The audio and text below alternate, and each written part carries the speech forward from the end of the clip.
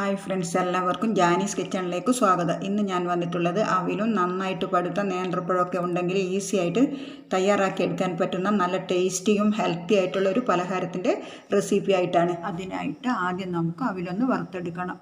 ഒരു പാൻ സ്റ്റൗവിൽ വെച്ച് കൊടുത്തിട്ട് 250 ml കപ്പിന് 2 കപ്പ് അളവിൽ അവിലിട്ട് കൊടുക്കുക. ഞാൻ എടുത്തിരിക്കുന്നത് മട്ടവിലാണ്. ഏതവിലായാലും കുഴപ്പമില്ല. ഇനി നമുക്ക് മീഡിയം ഫ്ലെയിമിൽ വെച്ച് കൊടുത്തിട്ട് ഇത് നന്നായിട്ടൊന്ന് വറുത്തെടുക്കാം.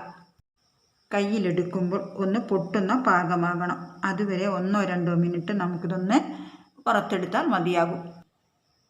ഇതിപ്പോൾ ഒരു 2 മിനിറ്റ് ആയിട്ടുണ്ട്. അവിൽ നന്നായിട്ട് വറുത്തെടുത്തിട്ടുണ്ട്. ഇത്രയും തന്നെ മതിയാകും.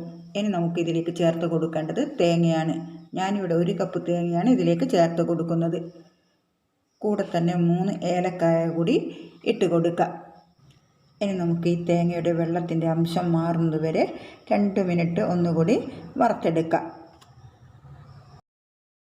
ഇപ്പം നമ്മുടെ അവിലും തേങ്ങയൊക്കെ നന്നായിട്ട് വറുത്തെടുത്തിട്ടുണ്ട്. ഇനി നമുക്ക് ഫ്ലെയിം ഓഫ് ചെയ്തിട്ട് ഇത് തണുക്കാനായിട്ട് ഒരു പാത്രത്തിലോട്ട് മാറ്റാം. അവിലിൻ്റെ ചൂട് ചെറുതായിട്ടൊന്ന് മാറിക്കഴിഞ്ഞാൽ ഒരു മിക്സിയുടെ ജാറിലേക്ക് ഇട്ട് കൊടുത്ത് നമുക്കിതൊന്ന് പൊടിച്ചെടുക്കാം. നല്ല ഫൈനായിട്ടൊന്നും പൊടിച്ചെടുക്കണ്ട. ഇതുപോലെ ചെറിയ തരിയോടുകൂടി പൊടിച്ചെടുത്താൽ മതി. ഇനി നമുക്കിതും മാറ്റി വെക്കാം. ഇനി ഇതിലേക്ക് വേണ്ടത് നേന്ത്രപ്പഴമാണ്. ഞാനൊരു വലിയ നേന്ത്രപ്പഴം എടുത്തിട്ടുണ്ട്. ഇനി നമുക്കിത് ചെറിയ ചെറിയ പീസായിട്ട് കട്ട് ചെയ്ത് മാറ്റി വെക്കാം. ഇനി നമുക്കൊരു പാൻ അടുപ്പിലേക്ക് വെച്ച് ചൂടാകുമ്പോൾ 1 ടേബിൾ സ്പൂൺ നെയ്യ് ഒഴിച്ച് കൊടുക്കാം. നെയ്യൊന്ന് ചൂടാകുമ്പോൾ ഇതിലേക്ക് നമുക്ക് കുറച്ച് കാഷ്യൂ നട്ട് ചെറിയ പീസായിട്ട് കട്ട് ചെയ്ത് ചേർത്തിട്ട് ഒന്ന് റോസ്റ്റ് ചെയ്തെടുക്കാം. ഇനി ഇതിലേക്ക് കുറച്ച് ഉണക്കമുന്തിരിയും കൂടി ചേർത്ത് കൊടുക്കുക. അതും ചെറുതായിട്ട് കട്ട് ചെയ്തെടുത്തിട്ടുണ്ട്. ഇത് രണ്ടും നന്നായിട്ടൊന്ന് റോസ്റ്റ് ചെയ്തെടുത്ത് കഴിഞ്ഞാൽ ഇനി ഇതിലേക്ക് നമ്മൾ കട്ട് ചെയ്ത് വെച്ചിരിക്കുന്ന പഴം ചേർത്ത് കൊടുക്കുക. പഴവും കൂടി ചേർത്തതിന് ശേഷം നമുക്കിതൊന്ന് വഴറ്റിയെടുക്കുക. പഴത്തിൻ്റെ കളറൊക്കെ ഒന്ന് ചെറുതായിട്ട് ചേഞ്ചായിട്ട് വന്നാൽ മതി. ഒരുപാടിട്ട് പഴമൊന്നും ഉടച്ചെടുക്കേണ്ട ആവശ്യമില്ല. ഇപ്പോൾ ഇത് പഴത്തിൻ്റെ കളറൊക്കെ എല്ലാം ഒന്ന് ചേഞ്ചായി കുക്കായിട്ട് വന്നിട്ടുണ്ട്. ഇത്രയും മതിയാകും. ഇനി നമുക്കിതൊരു ബൗളിലേക്ക് മാറ്റി വെക്കാം.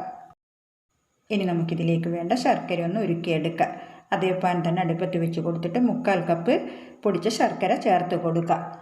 അതിൻ്റെ കൂടെ തന്നെ 1 കപ്പ് വെള്ളം ഒഴിച്ച് ശർക്കര നന്നായിട്ടൊന്ന് മെൽട്ടാക്കിയെടുക്കാം. ശർക്കര ഒരു നൂൽ പരുവമൊന്നും ആകേണ്ട ആവശ്യമൊന്നുമില്ല. നന്നായിട്ട് തിളച്ച് മെൽട്ടായിട്ട് വന്നാൽ മതിയാകും. ഇതിപ്പം നന്നായിട്ട് തന്നെ തിളച്ച് ശർക്കരയൊക്കെ മെൽട്ടായിട്ട് വന്നിട്ടുണ്ട്. ഇതിപ്പം അഴുക്കില്ലാത്ത ശർക്കരയാണ്. അഴുക്കുള്ള ശർക്കരയാണെങ്കിൽ ഒന്ന് അരിച്ചെടുത്തേക്കണേ. ഇനി ഇതിലേക്ക് നമ്മൾ നേരത്തെ പൊടിച്ചു വെച്ചിരിക്കുന്ന അവിലിൻ്റെയും തേങ്ങയുടെയും മിക്സ് ചേർത്ത് കൊടുക്കുക. ഫ്ലെയിം നന്നായിട്ട് കുറച്ച് വെച്ചിട്ട് വേണം ഇത് ചേർക്കാനായിട്ട്. എന്നിട്ട് നന്നായിട്ട് തന്നെ ഒന്ന് മിക്സ് ചെയ്ത് കൊടുക്കുക. ശർക്കര പാനിയെല്ലാം നന്നായിട്ട് വറ്റി ഇതൊന്ന് ഡ്രൈ ആയിട്ട് വരണം. പാനിൽ നിന്നെല്ലാം വിട്ട് വരുന്ന പാകമാകുന്നത് വരെ ഒന്ന് മിക്സ് ചെയ്ത് കൊടുക്കുക. ഫ്ലെയിം ലോ ഫ്ലെയിമിൽ വെച്ചിട്ട് വേണം ഇതൊന്ന് മിക്സ് ചെയ്തെടുക്കാനായിട്ട്. ഇപ്പോൾ ഇത് ശർക്കര പാനിയെല്ലാം നന്നായിട്ട് വറ്റി ഡ്രൈ ആയി പാനിൽ നിന്നെല്ലാം വിട്ട് വരുന്ന പാകമായിട്ടുണ്ട്. ഈ ഒരു സമയമായാൽ ലാസ്റ്റായിട്ട് ഇനി ഇതിലേക്ക് നമ്മൾ വഴറ്റി വെച്ചിരിക്കുന്ന പഴത്തിൻ്റെ മിക്സ് ചേർത്ത് കൊടുക്കുക. എന്നിട്ട് നന്നായിട്ട് തന്നെ ഒന്ന് മിക്സ് ചെയ്തെടുക്കുക. ഇതിപ്പോൾ ഇവിടെ നല്ലതുപോലെ തന്നെ മിക്സ് ചെയ്തെടുത്തിട്ടുണ്ട്. ഇത്രയും തന്നെ മതിയാകും. ഇനി നമുക്ക് ഫ്ലെയിം ഓഫ് ചെയ്യാം. ഇനി നമ്മൾ ഏത് പ്ലേറ്റിലാണോ സെറ്റ് ചെയ്തെടുക്കുന്നത് ആ പാത്രത്തിലേക്ക് ഇട്ട് കൊടുക്കുക. ഞാനിവിടെ ഇതുപോലുള്ളൊരു കേക്ക് ടിന്നാണ് എടുത്തിട്ടുള്ളത്. അതിലേക്ക് കുറച്ച് നെയ്യൊന്ന് എല്ലാ ഭാഗത്തേക്കും ബ്രഷ് ചെയ്ത് കൊടുത്തിട്ടുണ്ട്. ഇനി നമ്മൾ റെഡിയാക്കി വെച്ചിരിക്കുന്ന മിക്സ് അതിലേക്ക് ഇട്ട് കൊടുത്തിട്ട് ലെവൽ ചെയ്തെടുക്കാം.